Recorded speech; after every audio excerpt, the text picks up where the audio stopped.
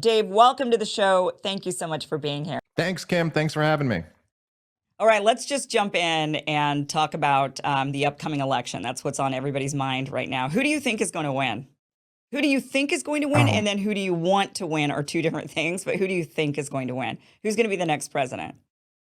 I mean, this is such a tough one to predict because there's just so many different variables. I mean, like I my guess on this is that I think Donald Trump will not be allowed to be president of the United States again. What? I think if we're being honest with ourselves, this government is not run by politicians. It's run by three-letter agencies on behalf Yeah. of certain, wealthy interests. And I think they have made it very clear that he is just unacceptable to him, and they will do whatever they have to not let that happen. I don't see a way that he is able to outmaneuver them from outside of the White House. He wasn't able to outmaneuver them as commander in chief. And I don't think there's a way he's going to end up doing it. I think that Okay, but when you say allowed, do you mean, because I agree that I don't think they want him to be president. I think they're going to try to do everything they can to stop him. But when you say allowed, do you mean they're going to legally, like how they're going after him with all these criminal charges and they're trying to put him in jail? Do you think they're legally going to prevent him from being able to be the nominee or to be the president or sworn in or whatever, whatever at whatever point of the process? Or do you think when you say allowed, do you mean they just won't let him? They'll figure out a way, any way to stop him. yeah, I And think they're it going to like ways that aren't even well, necessarily legal. I mean, the ultimate right is to off the guy. I mean, that would be the ultimate way to stop him, I suppose, which they've done before, so wouldn't be the first yeah. time. Um, yeah, I think that, well, I mean, if you just look at it, Tucker Carlson was talking about this recently and kind of talking about like how we're headed toward something that looks like assassination. I don't think we're there yet, and I don't think they want to do that. And if they did, they would have done it a long time ago if that was something, if they wanted to go that route. But if you look at what they've done already to the guy, they spied on his presidential campaign in 2016, and when he said they were doing that, everyone said he was crazy and that was not, but they absolutely did. The FBI lied to the FISA courts to get the warrants to spy on Carter Page so they could spy on his campaign. Yeah. And there's actually the only person who got charged for the whole Russiagate thing was the FBI lawyer who did that. So they spied on his campaign in 2016. They spent 3 years of his presidency framing him for treason by claiming he was involved in some conspiracy with the Russians. They impeached the guy twice. They've now charged him with, I've lost count of how many charges. It seems like, yes, they're going to do everything they can, and not also weaponizing the media against him and all this type of stuff. It seems to me that the signal to me of weaponizing the political system against him was like that they're playing for keeps with this. Yeah. Now, how exactly would they get him out of the way?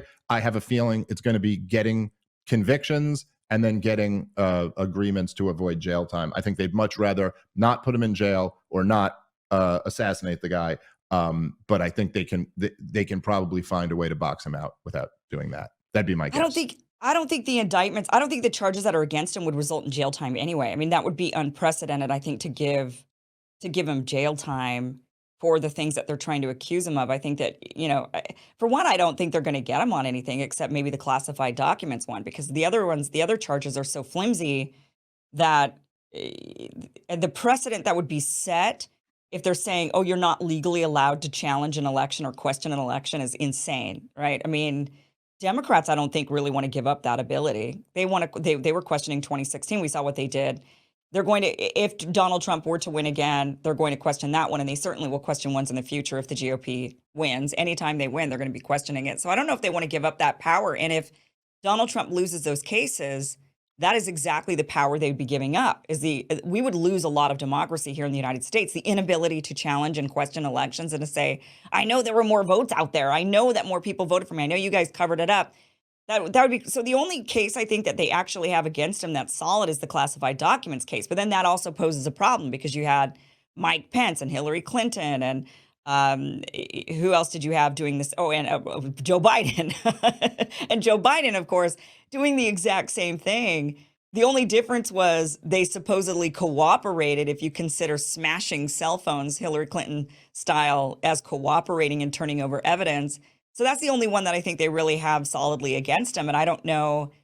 I mean, maybe they would threaten him with the slammer and say, we're going to, but how would that even work with Secret Service? And that would be just so obvious. I think that would be so obvious. It would cause that would, I think, maybe cause us into going into societal collapse. That could potentially start a civil war.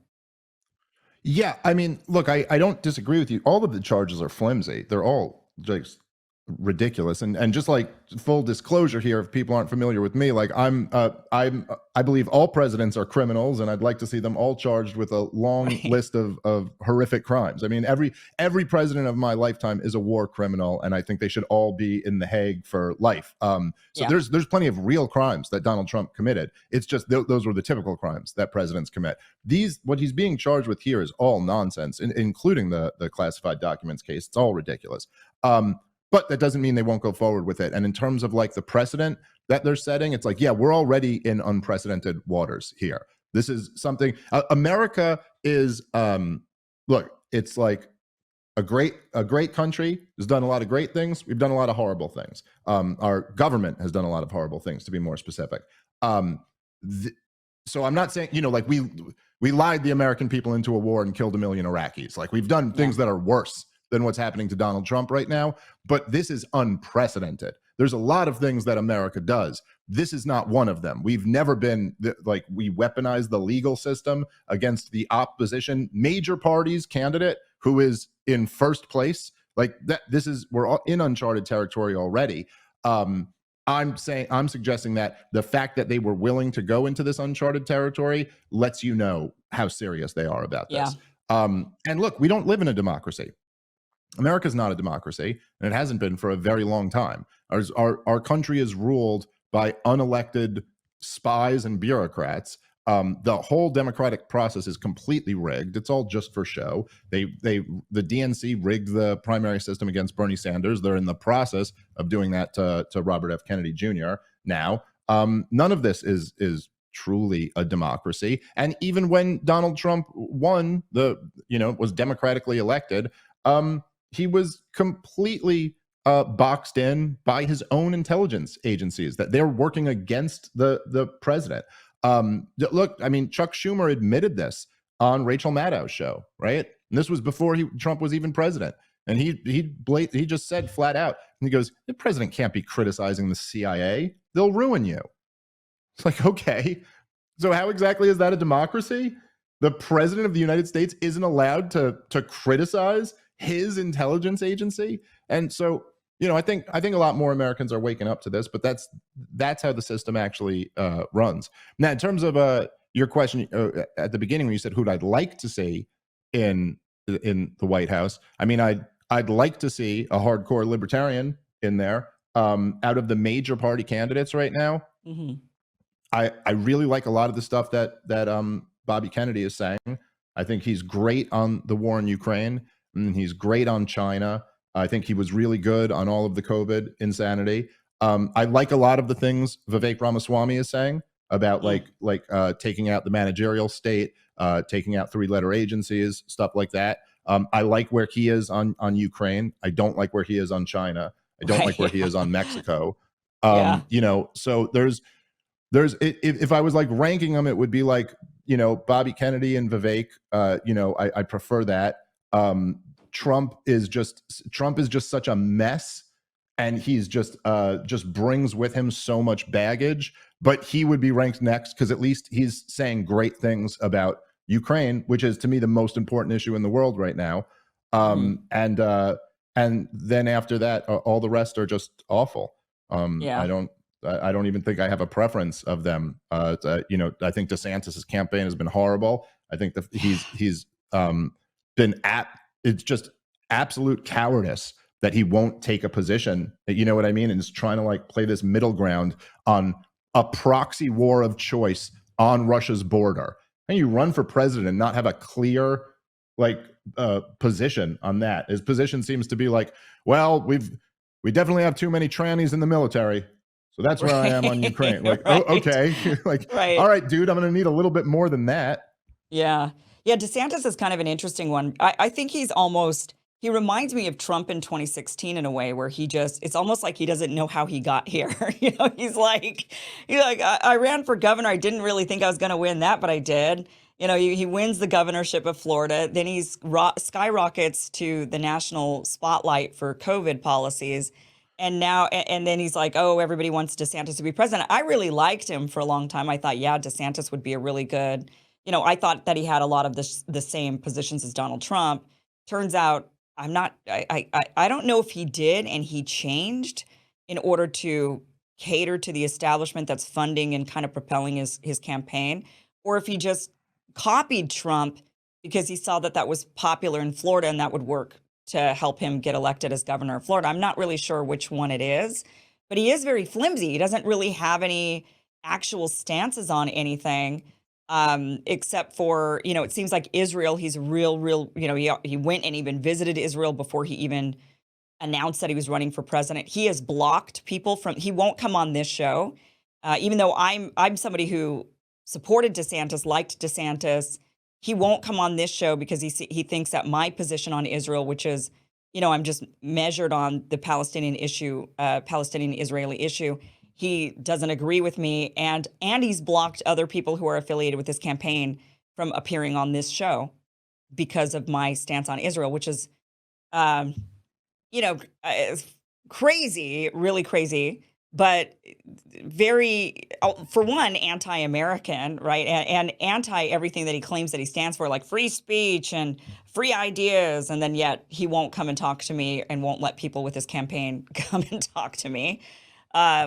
It's unbelievable, Kim. It's insane. Yeah. And look, they're all of them, like Ben Shapiro and like all those types. They become everything that they rail against. The second Right. Israel is brought up, all of a sudden they're the woke. They're the woke. It's, if you criticize a policy of the Israeli government, well, I guess you just hate Jewish people, or so you wish the Holocaust happened again, or something like that. And maybe it's because I'm Jewish, but I just I feel unencumbered to just speak freely about Israel, whereas every other politician, including some of the ones I was complimenting before, if they ever criticize Israel, you can guarantee they'll be walking it back the next day. The next day, they'll be like, holding hands with a rabbi and walking around and talking about how great Israel is. Look, it's insane.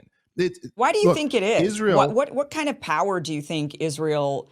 Is it really just the Jewish lobby in America is that powerful? I mean, I feel like there aren't that many Jews in America.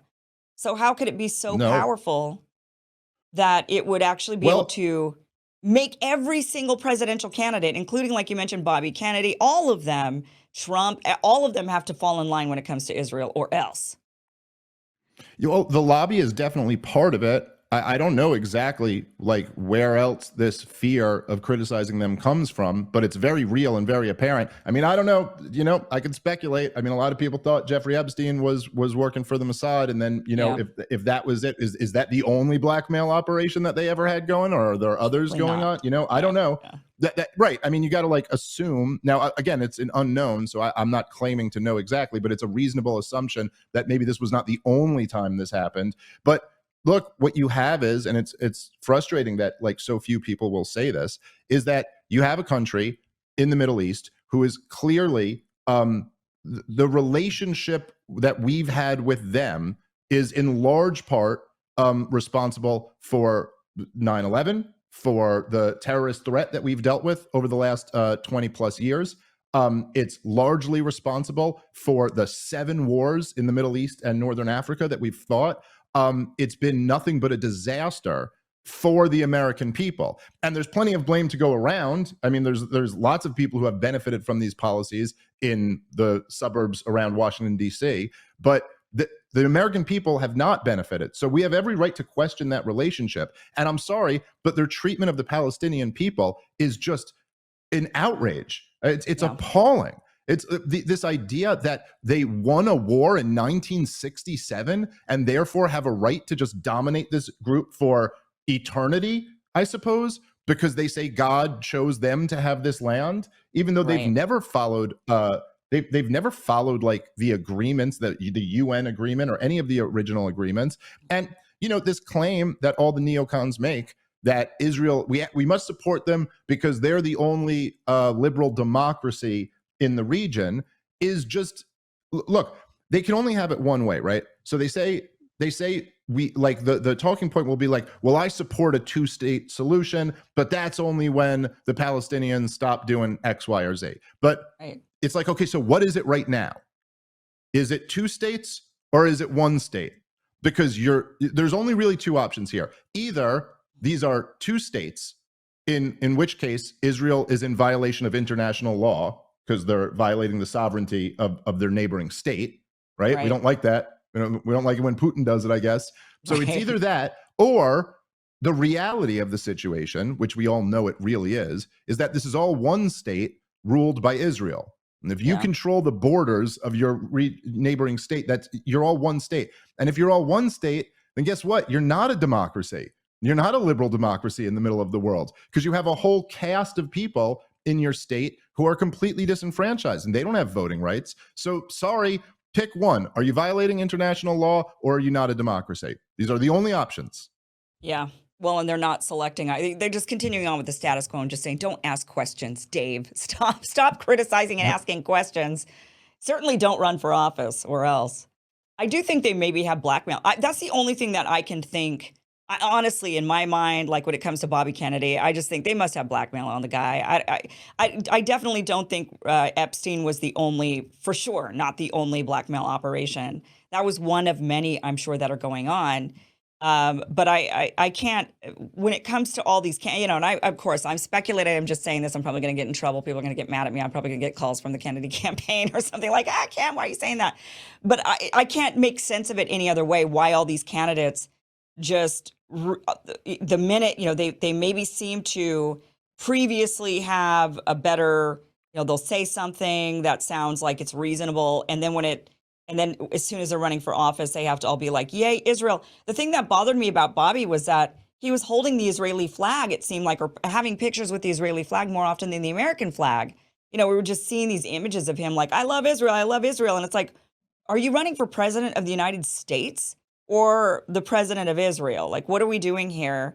And the only thing that I could think of is that country just must have a boatload of blackmail on everybody, or somebody in their family, somebody they love, something on, so that they just go to them and say, listen, support Israel, or this comes out and it's really embarrassing. I don't know. I mean, that's just the only thing I can think of. But then again, the Cuban lobby is also extremely powerful, and there's not that many Cubans, and they're all just in one part of the country, concentrated in Miami, right? Concentrated in Florida. And yet look at the power that one particular small group of people have had over all the politicians running as well. And it's just because they want to win Florida. So they're like, okay, we'll do anything the Cuban Americans want. And the Cuban Americans say, then we don't like Castro. We want you to sanction Cuba, keep Cuba the way that, keep the status quo going for years and years, even though Castro's dead. His brother's not running no Castro's running the country at this point. And yet we still can't mend relations with Cuba because of that lobby. That lobby is extremely powerful. So I don't know, maybe the lobby is just that powerful and there's no blackmail. It's just people really want to win elections. It's certainly true that they will really smear anybody who is critical of Israel, and they have been, for more than my entire life, have been very good at doing that. It's like I remember when Pat Buchanan made some like offhanded comment about how like the only people, and I believe this was about the first war in Iraq, the Persian Gulf War under George H.W., when he broke with them and challenged George H.W. Bush for the nomination. And he made some comment about how, like, he said, like, the only people who want this war are people working at weapons companies in the Israeli lobby. And this was, from that moment on, he was an anti-Semite. That was like just stuck to him, that Pat Buchanan hates Jewish people. It was just so ridiculous. Like, everyone gets exactly what he's saying, and he's right. Of course, these weapons companies are funding think tanks that are presenting arguments for why we should fight this war. And it's just a known fact that Israel wanted Saddam Hussein taken out. Like, this is So they do have an unbelievable ability. It's a little bit different in today's landscape where you have people like me, and evidently you too, who are just kind of like, well, I don't care. I'm just going to give my opinion. And we have shows on the internet. We don't really have to worry about like their ability to like cancel our show or something like that. I mean, I guess we have to worry a little bit, but not like just like if you're on CNN and they can just fire you tomorrow and you're gone. But it is amazing how much these institutions, and you see that like with what's going on with the ADL right now, like they are a machine that will just like come at you, and it's a lot for it scares people. It spooks them into not taking the position, especially when it's people who and this is true for Bobby Kennedy and others, where it's like it's so obvious what your position should be on this. Yeah. You're against war. You're for peace. You're for settlements and agreements, right? So why are we? Yeah, anyway. Yeah, why do you think the establishment and the military-industrial complex, the deep state, whatever we want to call it, why do you think they're so against Trump? What do you think it is about him in particular that is just so offensive to them that they have to go after him to the level that they are? Or do you think that this is just revenge from Hillary Clinton, served very ice cold? No, I mean, I think there's probably an element of that in there. You know, like there are Clinton loyalists and Obama loyalists who are basically up and down the White House right now. And a lot of them were very personally offended. They were very offended about him with the birth certificate stuff with Obama. And then, of course, for, beating Hillary Clinton. And so there's a personal element to this, right? Like, because Trump is Trump. He was vicious. I mean, you remember, he brought Bill Clinton's rape victims to the debates and sat them there and made Hillary Clinton look at them the whole time. Like, I mean, the dude, like, he plays for keeps. I think that basically what happened with Donald Trump when he was running for president, and one of the things that they really hate about him is that Donald Trump, and I don't think he could do this if he wanted to. Whatever part of your brain that makes you watch what you say, Donald Trump does not have that part of his brain. And Donald Trump communicates in a stream of consciousness. That's just the way the guy is. He's an odd duck. So I think it's all about Syria. And if you know what was happening in Syria in 2012, Obama launched the Operation Timber Sycamore.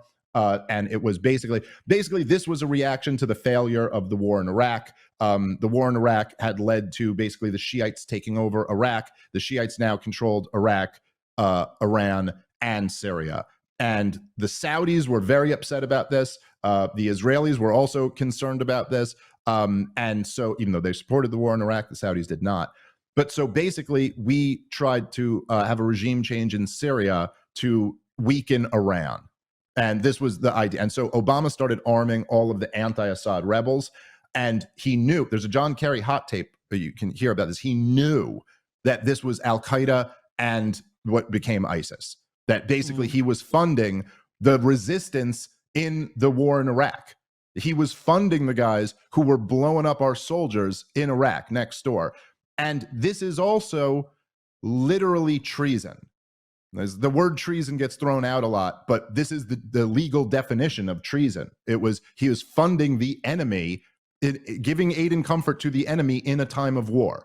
And Donald Trump openly called this out. And it was something where this was one of his talking points in the 2016 campaign was that Obama created ISIS. And this was just way over the line for the deep state. I mean, look, if you're coming at it, John Brennan, right, who's running the CIA at the time, he's calling the guy who looks like he might be the next commander in chief is saying that you committed treason. You know what the punishment for treason is, right? So this was almost him announcing, I don't even think he realized how much this was him announcing war with the deep state. And I think that's when they all got weaponized against him. He also ran on, let's make a deal with Vladimir Putin. Let's leave Assad in power and just destroy ISIS and get out of there and just get out of the Middle East in general.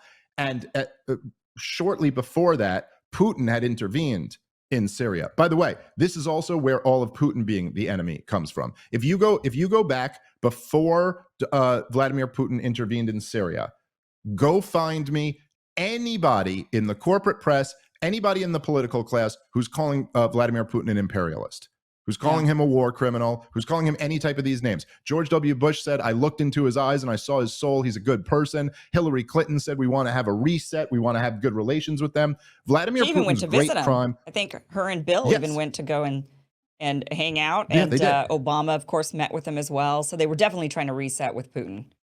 You're right. Look, his great crime, Vladimir Putin's great crime in the eyes of the American establishment was not the war in Georgia. It's not that he invaded Ukraine. His great crime started that he denied America a regime change in the Middle East. And that is a no-no. You're not allowed to do that. So that's where it all started. And then everything else is kind of a reaction after that. Why do you think Syria matters so much to the deep state? Why do you think that they're... I mean, and this, I've never heard this before, so this is great that you're saying it. It's Syria. It's all about Syria.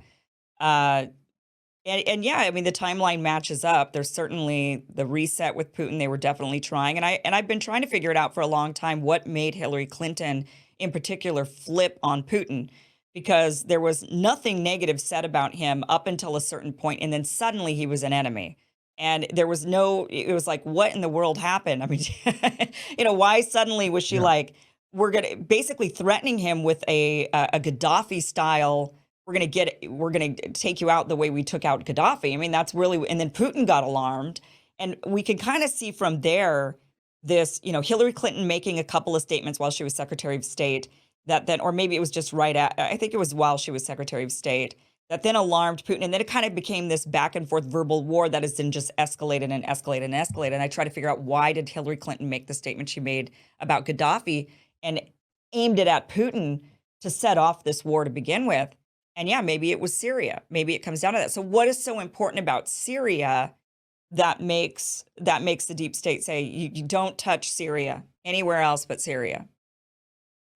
So if you go back and read like the stuff the neocons were putting out in the 90s in a Project for a New American Century, or if you could listen to what Wesley Clark talked about on Democracy Now, then he saw the papers that he saw shortly after 9/11 in late 2001.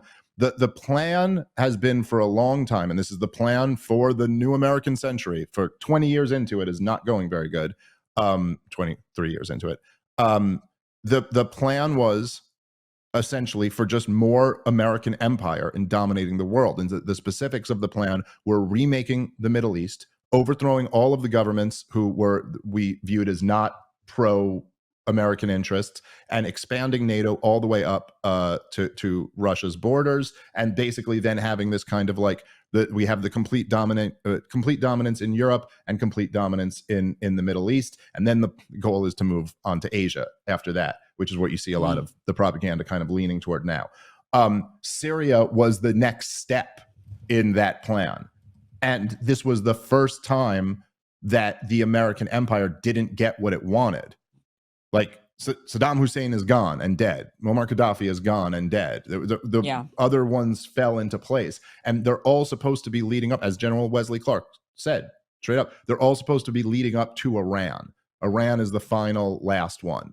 And so this was a huge step on the way to that. This was their ally next door to them. And so, and I just think that Putin denying them that was like, that is a no-no. You're not allowed to do that. We're the empire, not you. And at the same time, we've been making efforts this whole time to install pro-American regimes in Ukraine, flirting with the idea of bringing them into NATO, which we've been doing since at least 2008. And anyway, but after that, that was when it was like Putin, all of a sudden, it's only a couple years after he went into Syria where they frame him for hacking democracy and stealing our election, and all these wild accusations that he's that he was in a conspiracy with Donald Trump, and all day, every day, as I'm sure you remember well, all of the most powerful people in this country were saying this is worse than Pearl Harbor. He hacked our elections, that this is an act of war against us. They've basically been laying the groundwork, the war propaganda against Vladimir Putin ever since that. Yeah. Because of that, do you think we're ever going to come to some sort of a peace agreement in Ukraine? I mean, we could have had one a couple times already, Yeah. and if it wasn't for Western interests, discouraging that from happening, we could have one just by cutting off the aid to Ukraine, and there'd be no other option but to come to some type of agreement. So the question is, when will DC ever decide that they want to have peace there? And my guess is that at a certain point, I mean, I just think the Russians are going to flat out win and take what they want at a certain point. I think it's this is how like the Russians fight wars. It's like it's a it's a game of endurance, and you can never beat them at the endurance because they just have so many more people than you have. And so I think that my guess would be that's how the conflict ends, is Russia just basically takes what they want and that's it. But I don't know. Perhaps there is the thing that there is to be most optimistic about with politics is that there's a reason why they have propaganda campaigns and they don't just enact policies.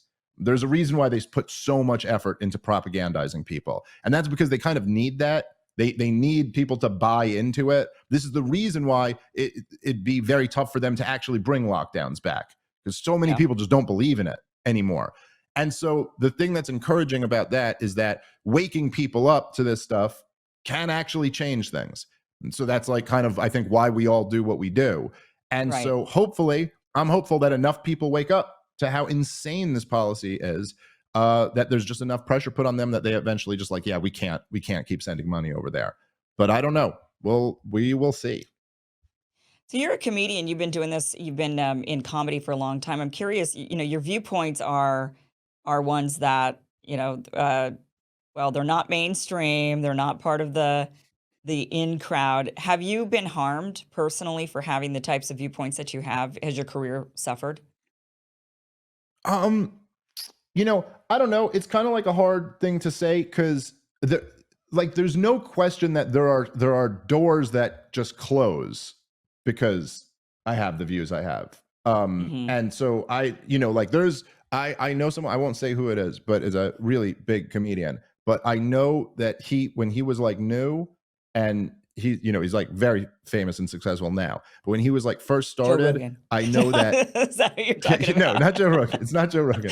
But he's not that famous, but pretty famous. Okay. But he's when he first started, that I knew someone, a producer at Comedy Central, called one of his friends to ask that they heard a rumor that he was a Trump supporter. Oh. And his friend was smart enough to be like, no, he wasn't. And they were like, oh, okay.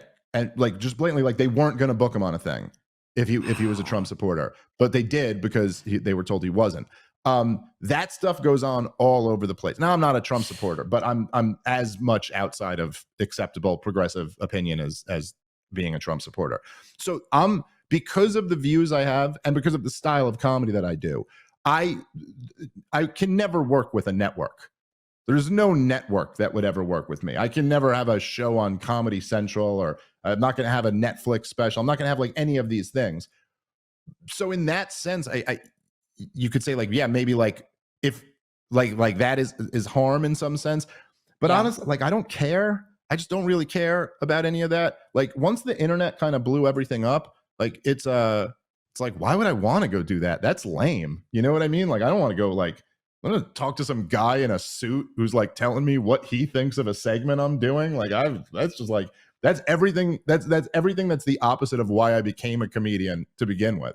And really, like Joe Rogan is the one who just blew it open and made this a whole new landscape where you're like, oh no, that's the goal. My goal isn't to get like, oh, I get to go do 6 minutes on the Tonight Show. Like what? Like my goal is to have my own audience, put out my own specials for them, which by the way, got a brand new special up for free on my YouTube channel.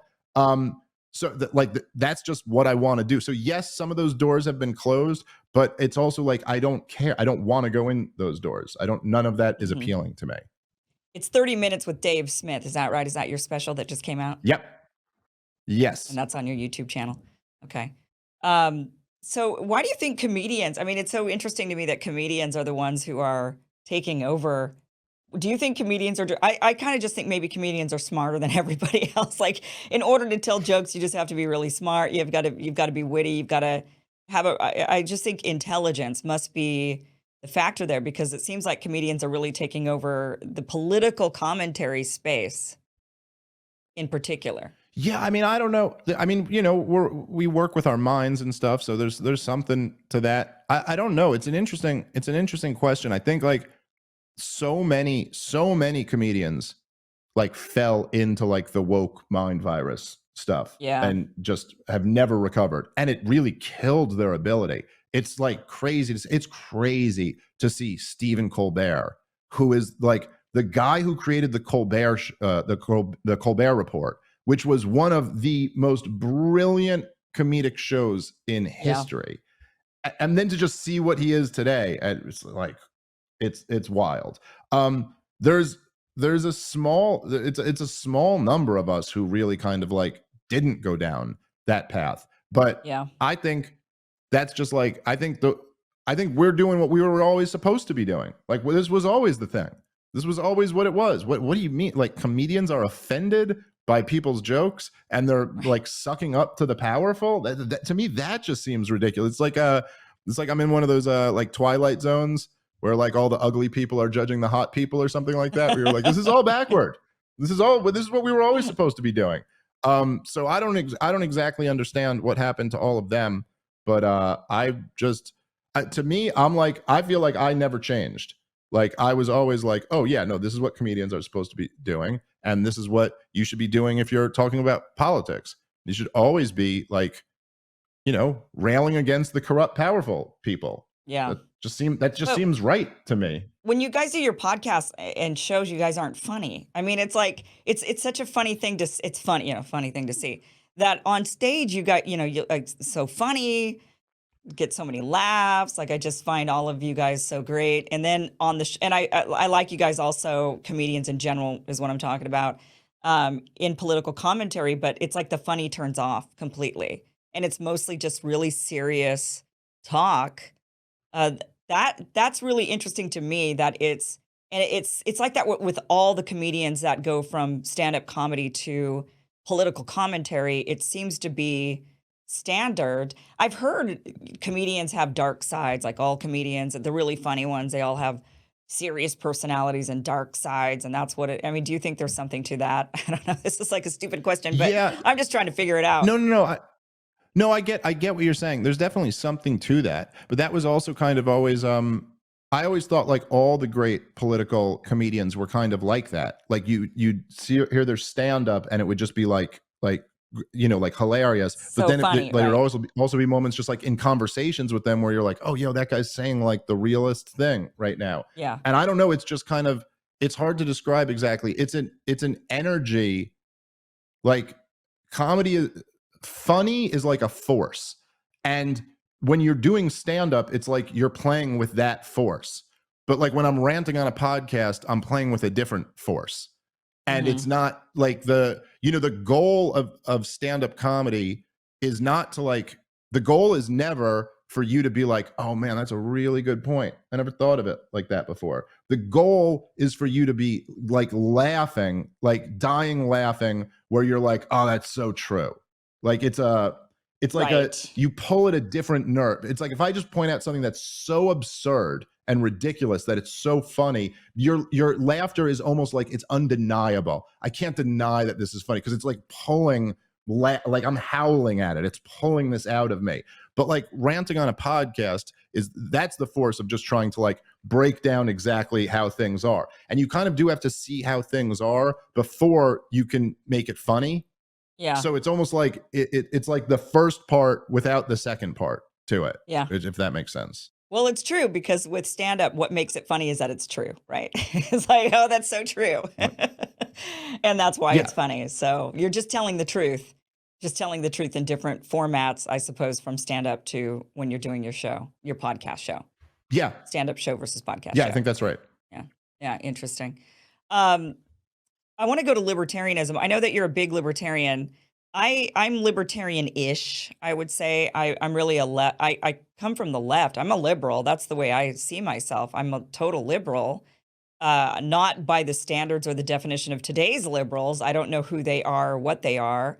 But libertarianism, I don't understand how anybody could be, and I guess you'll explain it to me. How can you be a hardcore libertarian? Rules, I mean, rules and regulations are necessary. Even just when you watch a sports game, what makes it interesting is that there's rules and regulations to the sports game. I don't want to go and see some like Wild West sports, just like street ball versus NBA. To me, it's more interesting because I know the rules and I want to, and so it's easier to follow along and whatnot.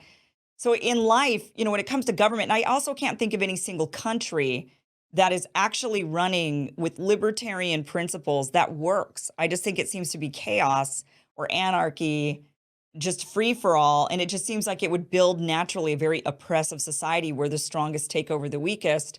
And there's nothing really to stop that. So tell me, why is it what is it about libertarianism that attracts you? Convince me that I'm wrong on this, I suppose. Sure, sure. Well, libertarianism is not a rejection of rules, and there are plenty of rules in various. I mean, I have rules in my house, and almost any business you're going to go into has rules, and there's that. That's fine. The libertarianism is the belief that human beings have natural rights, and that starting with self-ownership, that you own yourself, and that you have the right to own property as well, and that the initiation of violence against peaceful people is morally wrong. So that's basically what libertarianism is. The idea of the powerful dominating the weak as a pro-government argument, to me, is kind of absurd. I mean, there's been no better instrument throughout human history for the powerful to dominate the weak than strong centralized governments. And the idea that, well, we don't see libertarian societies around the world. I mean, there's degrees to which some are more libertarian than others. I would argue that all of the most successful societies in history have been the ones with more freedom, and all of the worst societies have been the ones with more tyranny. Yeah. And that I think the larger of an extent that you have free markets and individual liberty, you're going to see more prosperity and flourishing. I do think that historically the United States of America was a large experiment in free market capitalism, probably the largest one. And if you want to look at, say, the period, but now again, not saying this, we were a perfectly libertarian society. We certainly weren't. And there were certainly areas and different groups of people who did not have their rights protected. But just economically speaking, if you look at the United States of America from, say, the end of the Civil War to like 1910, or even take it to like 1913. So 1865 to 1913. Before the Fed. You had a country. That's what you're like. Before the Fed was created. You had a country with okay. Well, the Fed and the income tax came in 1913, 1914.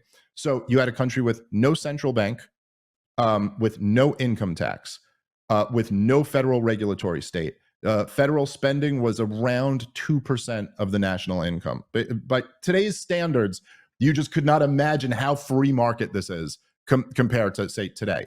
And obviously, we hadn't created all the wealth and technological advances yet. But in this period of time, it literally became the most powerful economic country in the history of the world, beyond what anybody would have thought was even remotely feasible.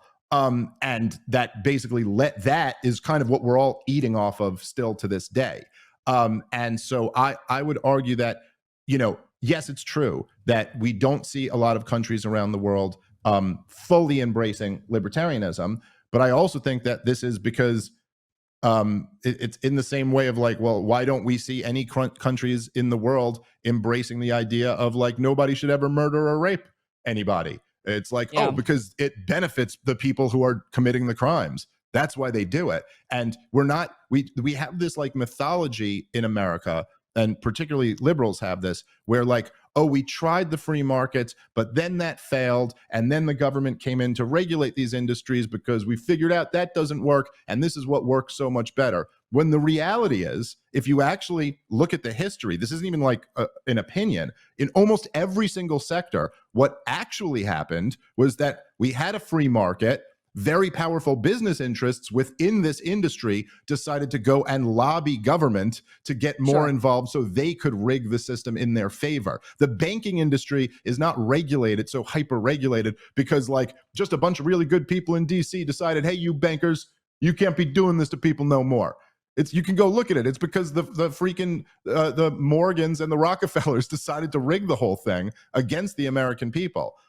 There's nobody hates the free market more than capitalists, and nobody loves big government more than big business, which is hard for people, I think, typically to understand. But that is like objectively the reality. I wish people the on the left, like the regulation, good people on the left. right, and that's what Bobby Kennedy talks about a lot, is like the corporate capture of the regulators, right? How the people who are supposed Yeah. to be regulating these big companies are actually the ones, they're actually the regulators behind the regulators, and so they're telling them, we want this regulation and that regulation because it's beneficial to them and it keeps the competition from flourishing. So I understand libertarianism from that perspective, I suppose. But when you look at like America prior to 1910, I mean, how many of the kids were going off to schools? How many people were poor, suffering, unable to get the food that they needed? Medical care, people died a lot earlier. So there's a lot of government programs that didn't exist at that time. And with certain government programs, I mean, then people have been able to then have certain stressors off of them. I mean, one thing that sets apart a third world struggling country to like first world flourishing countries, one of the things that separates them is what the people in their day-to-day life have to concern themselves with. What do they, here in America, what do we concern ourselves with? Like people wake up and they're like trans and dead naming. And, we're so privileged that the only thing people are sitting here worried about are like really bullshit stuff that doesn't make it's like stuff that's not real for a lot of people, right? It's just not part of their day-to-day life. But that's like what privileged people have to complain about when they've got their like Frappuccino lattes or whatever. In third world countries, people are waking up and they're wondering how they're going to eat. They're wondering if they're going to get injured and if that's going to turn into death for them, a simple injury, something that we would cure over here with no problem. For them, it's like a potential risk of death. But what separates that is, when you wake up and there are certain things that are just taken care of. Like I don't have to worry about, like you don't have to worry about with your children, how are you going to afford their education? You might have that worry because you want them to go to a private school. You want them, you desire, that's luxury, but you could send them to public school and you wouldn't have to think about it. And that's available to you you don't have to do anything, that's available to you. So same thing with, there's a lot of things that are available to us. So do you think that government should have a role in that? Or do you think we should just get rid of the Department of Education entirely and everybody's on their own paying for kindergarten? Get rid of it entirely. But so let me say it like this, right?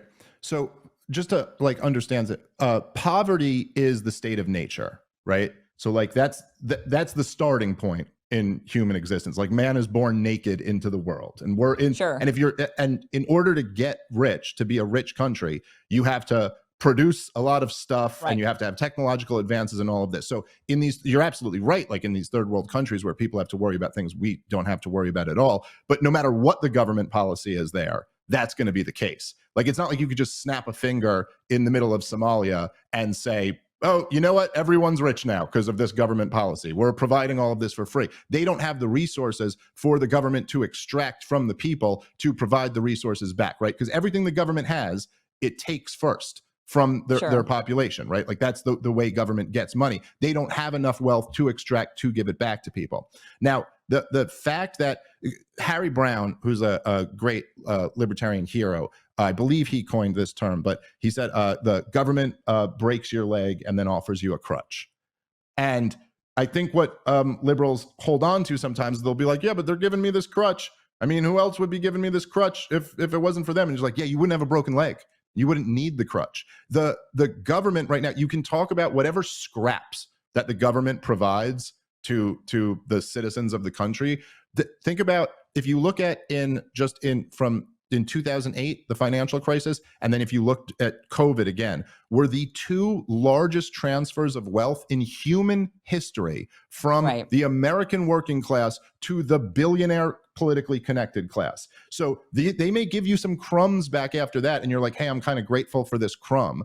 But No, I mean, I think it would there would be enormously more amounts of wealth within the middle and working class in America if government wasn't extracting all of this to blow on trillions of dollars on blowing up bridges and then rebuilding them all around the world. So there, it's on net. There's no question it's harming and taking much more away from you.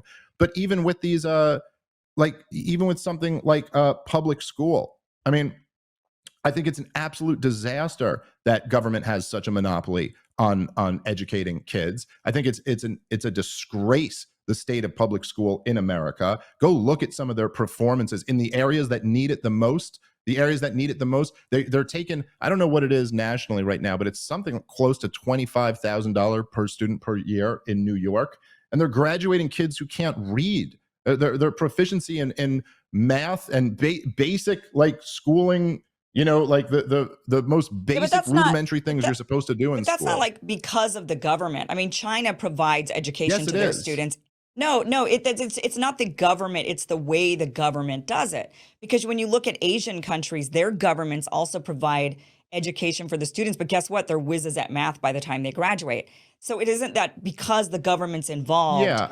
that's why kids if can't you're- read and they can't do math. I mean, it's just the certain government policies that then are implemented. I mean, if we took that away, so there's no doubt that everything's run like piss poor, but it doesn't mean the actual functionality of it is wrong. It's just that the people who are in charge have wrong ideas. They're worried about kids having, like cultural experiences versus like learning math and reading.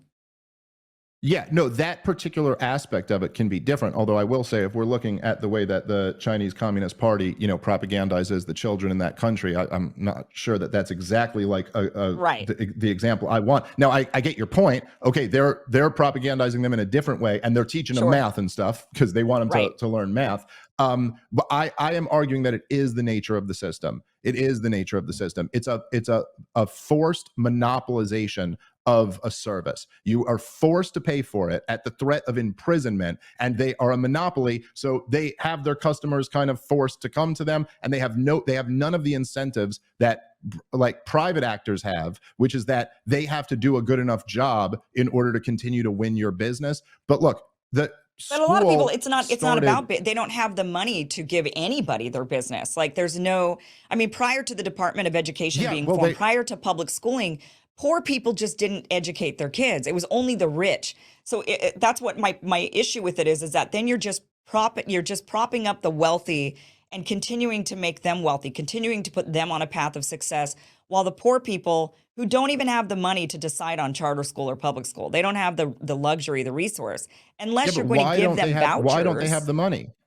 Yeah, they're poor. They have to worry about food. They're worrying about food more than their education. And they're like, listen, if I have to choose between feeding you or teaching you math, I'm going to just feed you. Yeah, well, maybe if they didn't have to pay property taxes and income taxes, they would have the money to pay this. And by the way, everybody pays property taxes, including renters, because it's just passed down through the cost of your rent. That has to be factored into it. So again, this is government breaking your leg and then giving you a crutch. You don't have the money for education because you're already forced to pay for the public schools. And by the way, you're not just forced to pay through your property taxes and through your income taxes. You're also forced to pay through the inflation tax, because when they want to print trillions of dollars to hand out to all of their friends, it makes your money less valuable. And look, I'll just say this one little interesting bit of history here. And just keep in mind that there's a reason why governments monopolize certain fields. Like there's a reason why historically the government monopolized the post office, but not making shoes. You know what I mean? Like there's different things, and it's because for a long time the post office was the center of communication. There's also why they went after they monopolized phone companies and gave out TV licenses. And there's a reason why they want to monopolize who controls the information kids are getting. And this started in Prussia. This is where the term school comes from. It was a Prussian invention. They were the geographical and cultural precursors to the Nazis. And they came up with this system because far too often their conscripted armies were doing crazy things like running away or just pissing themselves and not fighting on the battlefield. And they came up with this model called school in order to basically get kids at a very young age and teach them how great the state was and how they were servants of the government. And then they could like get them to fight their wars for them. And Horace Mann openly talked about how we were bringing this Prussian system to America. And he said something about like how, well, I mean, they're, using it for their own ends and we'll use it for different ends. But there's a reason why every day they get those kids up there to stand up and pledge allegiance. Right. I'll say this very, okay. I mean, I'll I get keep it that quick. it's like it could be definitely propaganda for sure. Well, let me just say it like this, okay? Because this is the great Tom Woods. This is his example, which I think is one of the best things I've ever heard. But if you could just imagine that, let's say Walmart ran the schools, okay? Just make it not government. Imagine Walmart ran the schools, and they every single day, all of the kids had to stand up and pledge allegiance to Walmart.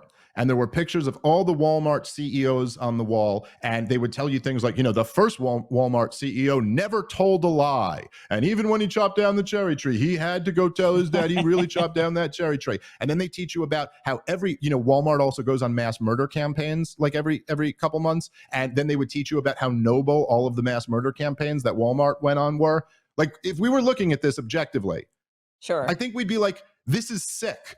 This is truly sick and disturbing, and I don't want my kids anywhere near it. But people have a blind spot for when government does things compared to when anybody else does things. If anybody else does it, it's mass murder. But if they do it, it's war. If anybody else does it, it's robbing you. But when they do it, it's taxation. Right. If anybody else did it, it would be kidnapping and imprisonment. But when they do it, it's just, it's our policy on marijuana. It's like the amounts of evil that the government gets away with that people don't see for what it is like startling. But I don't know if that means we throw the baby out with the bathwater. I mean, I get it that, so you criticize, and it's legitimate criticism, and I agree with it, that the schools are teaching kids the wrong things, whatever that wrong thing might be, and each country might be teaching their kids wrong things, and some countries are teaching them right things and whatever. So there is that, I get it, but it's not that we then just get rid of the entire system of school. We would instead change it. We would rise up. We would say, hey, we're aware of this now. We're aware of what you're teaching our kids, and we don't like it. We don't want you teaching them these. We don't want you propagandizing them. We don't want you making them say the Pledge of Allegiance. We don't want you, making them all woke, or whatever it is. We just want you teaching them the best things for them. And as a matter of national security. I mean, in my mind, look, I don't have kids. I'm fine paying with the education of other people's children because I believe it's better for society. I don't want to be run when I'm old and I'm retired and I'm like dependent on whatever policies the government, people, whoever makes rules, laws, I'm just dependent on the people around me in my community. Even if there is no government, I don't want to be surrounded by idiots, because then idiots are going to be running shit, and I don't want them running things. And then what happens to me when I'm old and feeble, or anybody else? I don't want to be surrounded by idiots. And so to me, it's worth it to invest in the education of other people's children so that you don't raise your kid to be an idiot, because you might. And I don't want to really risk it, right? I mean, what if you think that the extra money you're going to get because you've saved money on property taxes, you decide, hey, I'm not going to send my kid to school. I don't need to do that. They can work, these little child slave laborers or whatever. I could put them to work around the house all day long. Instead, I'm going to put my money towards XYZ other thing that I think is better for my life. I mean, I think you should have the freedom to make those types of decisions, but I also don't trust that. I learned during the pandemic we are surrounded by idiots already. And so I don't know if I trust those idiots, to not teach their children to be idiots. So I guess. But when you start thinking, I get your point. But when you start thinking about these things, just kind of think about kind of the weird, logical inconsistencies about a lot of this, right? So it's like you're saying, look, I have no problem chipping in a few bucks if that's going to help educate kids, and I completely feel the same way. I don't have a problem chipping in a few bucks if there's some old lady who needs a hip surgery or something like that. There are some people who need help and all. But also, while we're saying I don't have a problem doing this, then it kind of leads to the question of okay, well, why do people have to be forced to do this? And then you make the point that you make, which is well taken, that you go, well, look, I don't really know if I can count on all of these other people to do the right thing. So maybe but then at the same time, in order to have this government system, you have to count on those people to vote for the right politicians who we all know are the most trustworthy members of society, who only spend money in noble ways. So it's either we can trust other people or we can't. Either we can trust them, or in other ways, then you'd have to almost be for some type of authoritarian dictatorship where no one gets a vote, but only we get the wise people who really know what to do to lead. And we kind of know how that always turns out, because power corrupts. But I would just say that there are I don't want the government to run all of the shoe factories in America. And I don't think you do either, because we have no problem with shoes right now. Like, even really poor people, they pretty much all have shoes, you know? By the way, shoes are a lot more important than education or healthcare. Try getting through a day without education or healthcare. Try getting through a day without shoes. Much more important. But the market works it out, so no one's calling for it. But if I'm saying, like, if the government ran all of the shoe stores, and I was like, hey, we should get rid of the Department of Shoes. This is ridiculous. We don't need it. That doesn't mean, like, I'm saying we shouldn't have shoes in society, right? So, like, I'm not saying that, like, kids shouldn't be educated. I'm saying that, like, there's voluntary interactions with human beings versus involuntary interactions with human beings are produce different results, and they're different morally speaking. And when you have voluntary interactions, they tend to trend toward win-win interactions, because both people have to voluntarily do it, and they typically will only do that if they think they're both getting something out of it. When you have involuntary interactions, they tend to be win-lose, because the one person just forces the other one to do something for their benefit. That's the problem that you get with government or any other type of initiation of violence. It's also the problem you get with private criminals. And this is, I think, been the great plague of humanity, governments. Well, we all might have shoes, but some of us might be wearing, certainly not me, but I wish, Louboutins, and others are wearing, Payless shoes. So I think that's the problem that I have with then if we take away the education and we say everybody's on their own, is some people are going to be getting the Louboutins of education and other people are going to be getting the Walmart of shoes. And we spend more on education. We spend more on education through the government than any other country in the world, and that's already the case. That's right. Just the fact of reality. Yeah, some people are going to have more than other people. The concern should never be, and I think this is an area where the left really goes wrong. The concern should never be what the gap is between the poor and the rich. The concern should be, how do we get the poor to have more? And if the process of them having more makes the super rich guy 10 times more super rich, who cares? We got that poor person more stuff. And like, that's what matters. Like, we increased their standard of living. And so I think that, look, the process of civilization, the process of like pulling ourselves out of like hunter-gatherer, like dirt poor societies into being modern advanced societies, means some people are going to be wildly successful. That's not always completely fair. It's usually most unfair when they've done it through government connections of some sort, and not just like done it by providing a product that everyone really loves that made their lives better.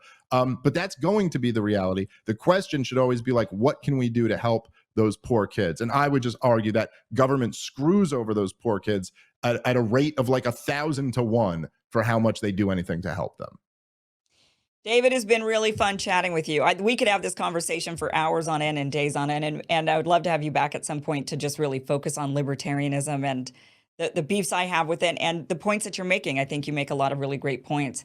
And I think that, I think if more people had conversations, even when they feel like they're coming from different places politically, I think we would come to a lot of agreement, a lot more agreement on the things that we do say, okay, yeah, this is a problem that needs to be corrected, and we could work on those problems, one thing at a time. I wish our politicians in Washington would actually do that, or even just on a local level, but it seems like, they're too busy fundraising for their campaigns or whatever. But Dave, this was really a great chat with you. Thank you so much for being here. Tell people how they can get more of you.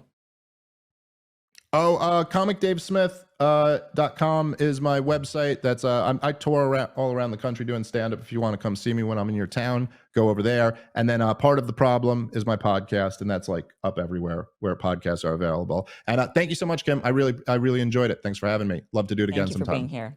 Thank you.